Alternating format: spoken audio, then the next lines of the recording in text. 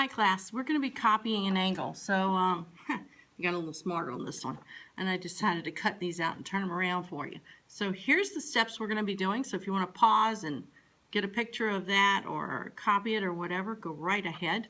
The first thing we're going to do is we're just going to draw an angle to make a copy of. And I'm sorry that you're having to watch me do these upside down, but that's about the only way I can figure out to do this. I'll work on that later. Alright, so I'm going to draw an angle. Okay, and the first thing it does is it says to label vertex A. So I'm going to label this as A. Okay. The second thing it says is to draw a ray X something. Okay, we're not going to worry about what that other something is. So I'm going to go down here, trying to make sure that I'm on the video here, and I'm going to draw a line. I don't care how long, and this beginning point, the original starting point, is going to be X, and somewhere out here we'll have another point. Okay. The next thing it says is to circle X. So we're going to draw circle X with any radius, and we're going to label its intersections as B and C. So we'll go to A, and I'm going to draw a circle here.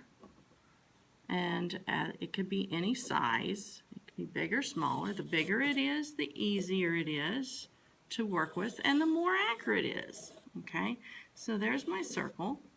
All right. I really only need the first half. So if you're doing pretty good at this, start drawing only the parts you need. All right. Now I'm going to label those two intersections as B here and C here. Okay.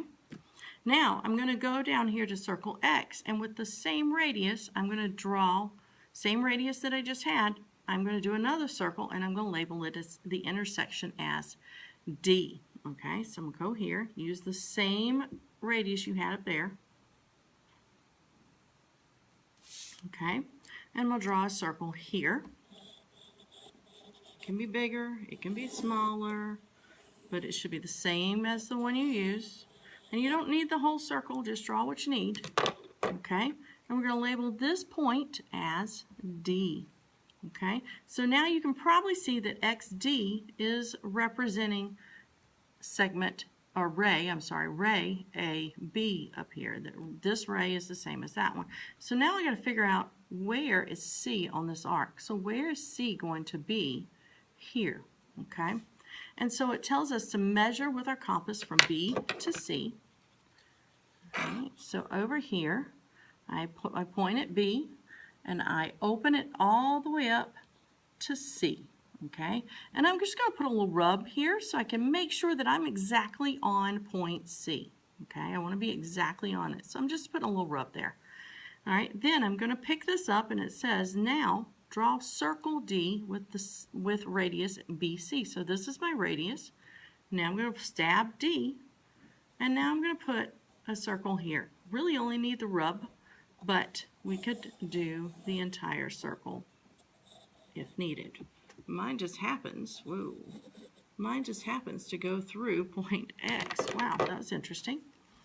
It doesn't always happen that way. Okay, and then it says label point E where circle X and circle D, that's these two circles, where those two circles intersected. So this is up here, point E, which is our C. Now, all it's left to do is draw ray XE. Draw ray XE. And I should have two equal angles. So, let me grab my compass. I'm going to measure the original.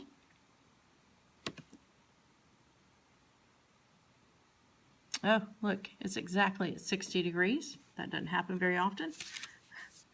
And then I'm going to measure this one. Let's see if this one's also at 60 degrees. So I put the line right on my 0 here. And as you can see, it goes up here to exactly to the 60. So it's exactly the same. So I have angle CAB, this one, being congruent to angle EXD. Okay, congruent angles. Made a copy of the angle. All right, I look forward to seeing you in class. Hope this was helpful. Yes, this is on your quiz. Let's see, B block, your quiz is on Tuesday, 9/12. D block, you're on Tuesday also. G block, your quiz is on Wednesday on the 13th. Have a nice day. Peace.